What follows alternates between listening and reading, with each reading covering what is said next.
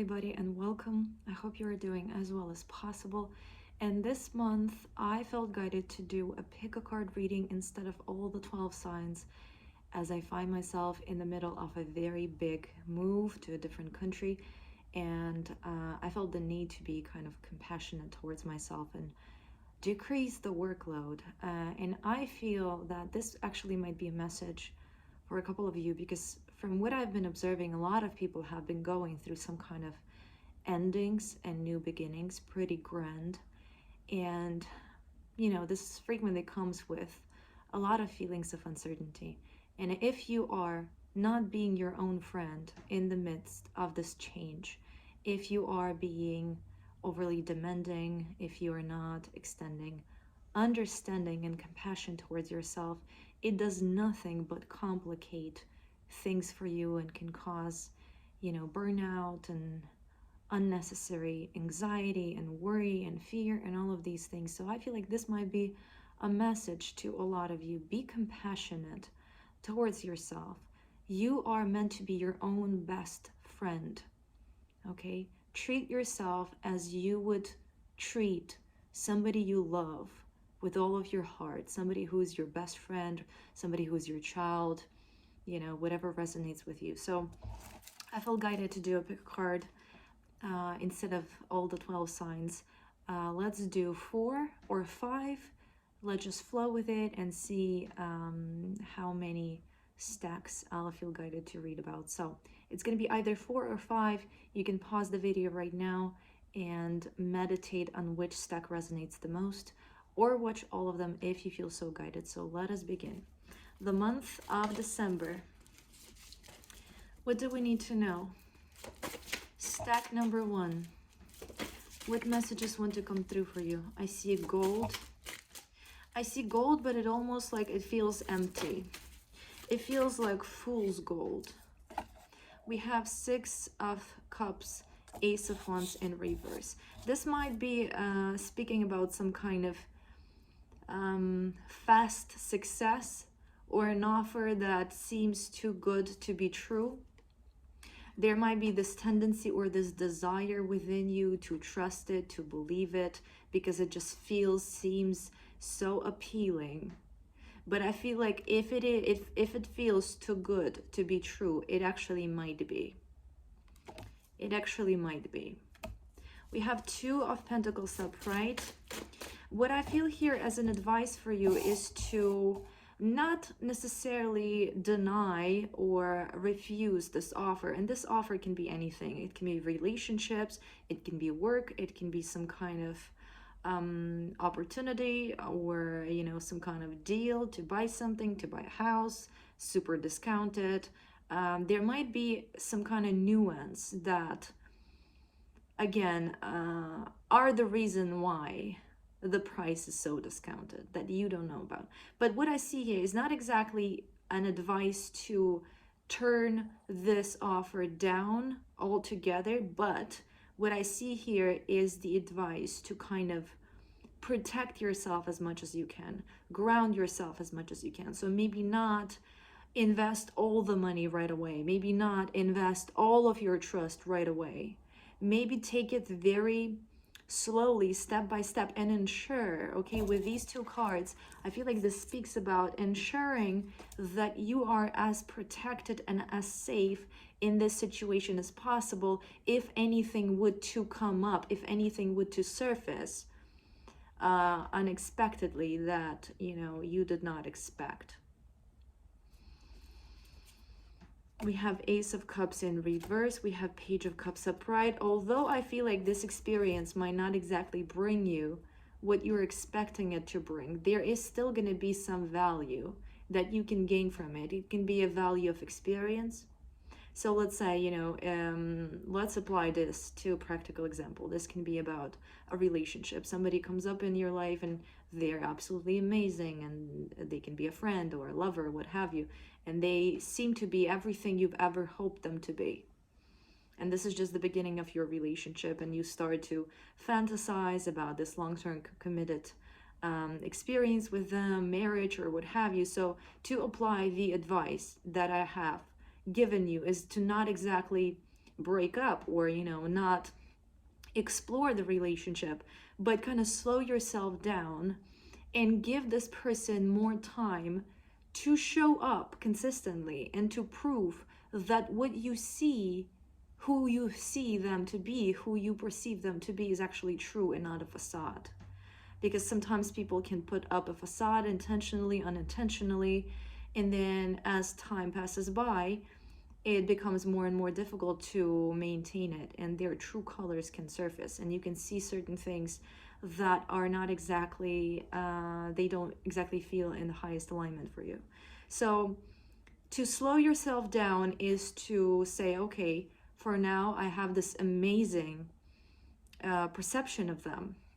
I'm going to give them more time to reveal who they are, and I'm going to be open to perceive what is coming up. Okay, they can prove themselves to be in alignment with this beautiful image that I hold of them, or something can come up that I didn't expect, that I need to know, that will not necessarily be a deal breaker, but I need to know this. Okay, I'm not gonna put all of myself into it, put all of my trust into it until I verify, okay, if what I'm seeing, if what I'm perceiving is correct. Same can be with, let's say, buying a house. Maybe it seems like this offer is amazing, super cheap, but you can give yourself more time and investigate in more detail, the area where the house is, potentially the previous owners, any hidden fees, any hidden costs, anything that you can do to gain, more knowledge about whatever this is before you commit to it.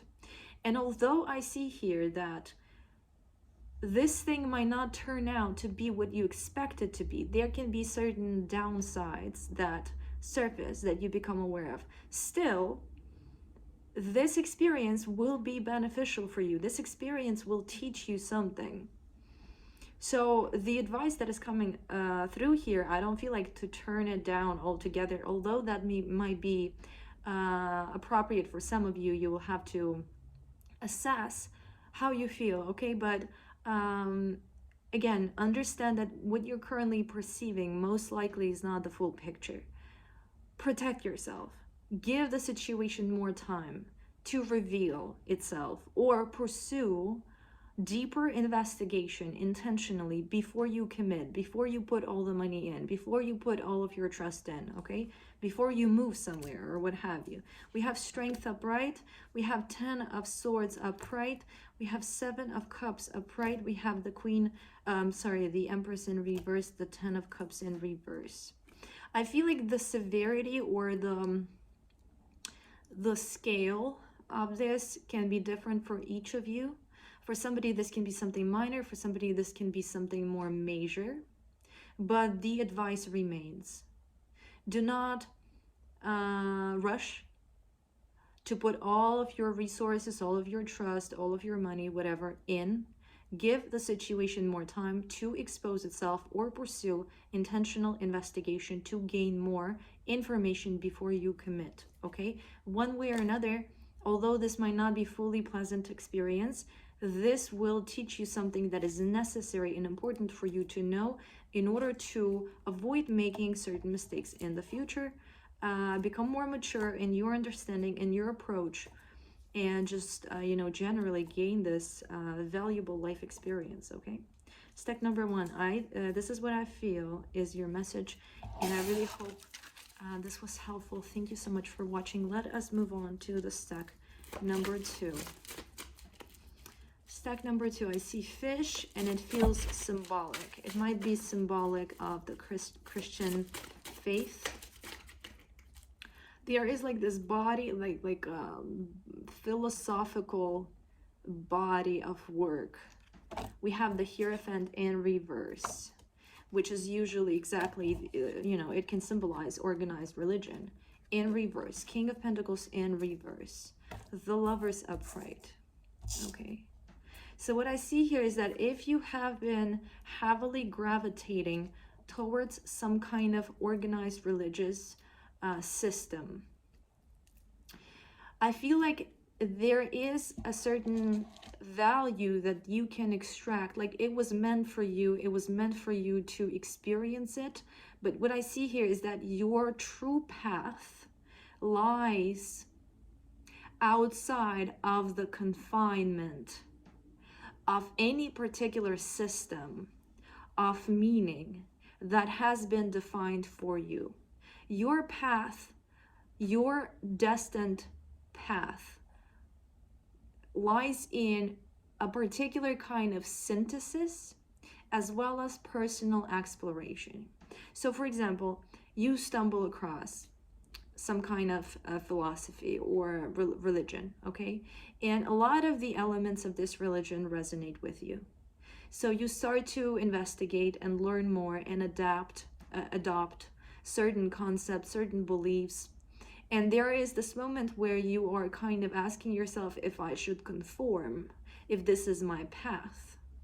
What I feel for you here is that while you can take a lot from this organized philosophy or religion or whatever, this can also apply to, let's say, science or just some kind of belief system. Okay, while there's a lot that you can take from it, for example, you can take the concept of God from the Christian faith. But what I feel here is that your path is actually meant to have you explore on your own what God means for you. Not exactly just read it in the book, not exactly just adopt it from what somebody said. While what somebody said can resonate with you and you can take parts of it, what I see for you here is there is this synthesis that you are meant to accomplish. Not just consume and adapt, but synthesize and explore on your own. This is what I feel with the Lovers. For me, the Lovers is not only the card of the divine union, this is a card of choice for me. As well as the Seven of Pentacles, there is the sensation, and the Hierophant and the King of Pentacles in reverse. You can explore a particular system of belief or whatever, and you can find certain corrupt elements to it as well. So while you can find certain beautiful things about it and choose to adopt them or choose to entertain them, choose to think about them, there can be other elements of this organized system of belief or faith that you will find are discordant. For example, the patriarchal overlay in the Christianity. Okay, you can resonate with certain concepts, but at the same time other concepts, if you allow yourself to analyze and not just blindly believe or adopt and consume, you might discover that from your personal perspective, certain elements are out of alignment. This is exactly what you're meant to do. You are meant to synthesize, crystallize, investigate, explore. Okay, you're meant to come to conclusions through these processes, not simply through the adoption of something that has been created for you. Okay, we have the Devil upright. So also, if you're deep enough into this system of belief, it's frequent that these systems of belief, they demonize questioning, they demonize analysis, they demonize doubt. Okay, and this prevents a lot of people from engaging into these very things that I have mentioned: the analysis, the contemplation, the comparison, the investigation. But I'm gonna tell you that if you are seeking truth, truth will withstand analysis, truth will withstand criticism, truth will remain truth. It does not fear investigation, it does not fear doubting. You can fear the law of gravity, you can doubt it, you can question it, you can test it all you want. It's going to prove itself to be true again and again because it is true. What fears questioning, what fears investigation, what fears inquiry is a system or is somebody where there are elements that are not true. where there are elements of manipulation. They fear to be revealed, they fear to be discovered. Thus, questioning is discouraged. So it's completely up to you what you're gonna do, okay? But what we have here, you see, both of these are couples. Here they're bound. Here they don't have the freedom to choose. They don't have the freedom to question. They have to blindly believe and follow the orders of their master. Here they are free. They are free to choose, to investigate, to question, to search, okay, to communicate. It's up to you what you choose. Okay, dear one, I feel like this is also, we have the Knight of Pentacles. No rush. You are your own you decide for yourself what you want to do with your life. But this is what I have, this is what I see for you here. So this was stack number 2. Thank you so much for watching, and let's move on to the stack number 3. Stack number 3, what do we need to know? Month of December. Stack number 3. Please only that which is in full alignment with the highest truth and the highest good. We have Knight of Cups. I see a cat, like a black sleeping cat. We have 3 of Swords upright. Right now is not the time for you to put yourself on the line, to risk, to overburden yourself. Right now is what I see suggested here with the Knight of Cups, and this cat is basically, he or she is curled up in the bed, purring, sleeping, resting, enjoying, recovering. We have the Hermit, and we have the Knight of Cups, which is, to me, is and the 3 of Swords, which to me is, right now is the time to nurture yourself. Right now is the time to give yourself a break. Right now is the time. It's almost like the feeling that I have is a bear falling into hibernation during the winter. It's quiet, it's slow, it's not the time to be active. Spring will come, and that's going to be the time to be active, to go out, to potentially do some difficult work, some difficult inner work, to, face your fears, confront your limiting beliefs, and so on and so forth. What I see here is right now is the time to care about yourself. And this might not be the prime thing that you're advised to do. Maybe there is something happening in your life that you are very much aligned with being active about. But this is a highlight, this is an emphasis on this need to give yourself time and an opportunity to recharge. Just rest, without trying to achieve anything, without trying to do anything, without trying to think about anything. And sometimes that is easier said than done if we have this, overactive nervous system, if we have issues connected to our survival, fears for our survival, need to work, and dysfunctional home, and all kinds of things. But this is an advice for you to carve out, to the best of your ability, this space for yourself to rest, because ultimately this is going to make you much more effective in everything that you do. We need time to rest in order to be active, in order to be successful, in order to achieve things, in order to think straight, in order to be healthy. We need time to rest. This is not something, this is not something we can neglect without any consequence. So if you have also, we have the Queen of the Empress, understanding that while you are in the process of non-doing, you are actually in the process of creation as well. So there is this imbalanced perception within our society that in order to create, you gotta be in your masculine, because people are mostly aware of the physicality and the loss of the physical creation. But we don't only create through the physical, we create through our energy, we create through the feminine principle of magnetism as well. So when you are resting, it's not that you are not doing anything, you are doing something, you are just using a different way of manifesting, through attraction, through magnetism, not through going out, not through applying force, not through controlling, but through embodying, through attuning, through allowing, and thus magnetizing. So it's not a waste of time. We have 10 of Cups, so I feel like this is pretty self-explanatory. Allow yourself to rest. Allow your vibration to rise as high as you can. This is going to be super helpful, super conducive to your happiness, to your success in every area of your life.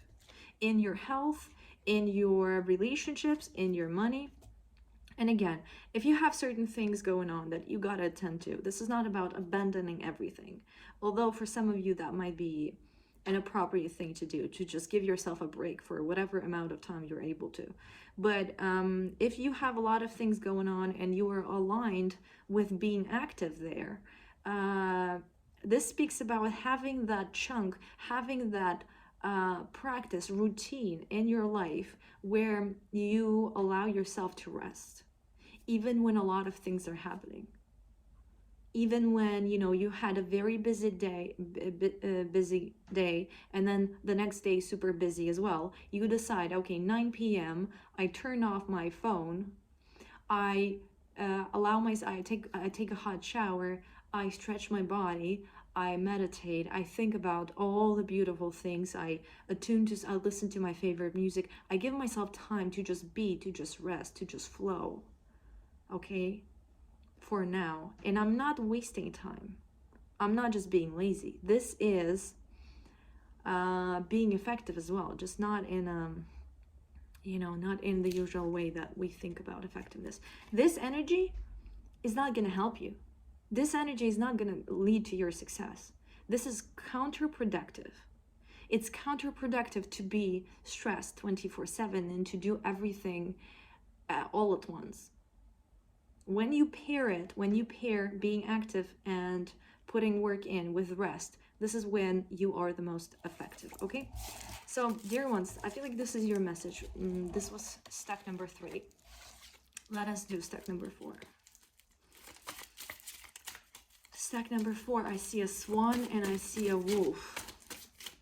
There are different people in this world. It's frequent that we can judge, and this is definitely something that I have experienced. It was hard for me to grasp that there are people, like not intellectually, but like perceptually, it was hard for me to kind of grasp that there are people who are okay with doing so much damage, doing so much harm, because I've never had it like within myself. It was just, when you are a good person, or when you are a generous person, or when you are a fearless person, or when you are whatever, you kind of assume that to be true about others on default, until you gain more experience and you recognize that some people show up in the energy of a swan naturally, and some people naturally show up in the energy of a wolf, and all the other possibilities. Some people naturally are inclined towards anger and greed and or lack of compassion or what have you. So this is for some reason this is coming through. We have the Emperor, we have the Tower upright, we have the Sun upright.